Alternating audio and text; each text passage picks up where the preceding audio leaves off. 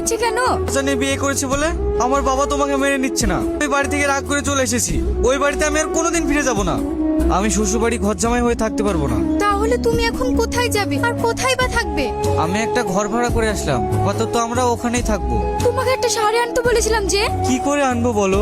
সামান্য বেতনের কাজ করি আর শেষে একটা টাকাও থাকে না।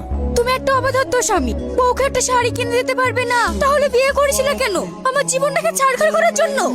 রিনা, তুমি বুঝতে পারছো না কেন? কাপুরুষ কোথাকার। শাড়িটা আপনার খুব পছন্দ তাই না? নিয়ে নিন, আপনাকে খুব মানাবে। কি করে নেব? অনেক দাম।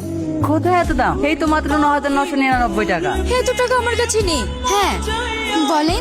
এই গিফটটা আপনার জন্য। মানে? বাড়ি থেকে ঠিক আছে, কি গো, এখন কোথায় যাচ্ছ?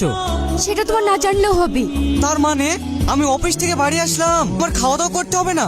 খাওয়া দাওয়া করতে হলে নিজে রান্না করে খাও। আমি কারো চাকর নই। কেন, তুমি খাবে না? আমি বাইরে কোথাও খেয়ে নেব, এই নিয়ে তোমাকে ভাবতে হবে না। যত সব বাইরে কে দেখে শুনে যাবে। ওকে রিনা। এত রাত পর্যন্ত কোথায় ছিলে? আর ওই ছেলেটাকে? আমার মান সম্মান কিচ্ছু তুলে না। চুপ করো। মান সম্মান এত কোথাকার। তুমি জানো ওকে? কত 10,000 টাকা বেতন পায়, কর্মচারী নয়।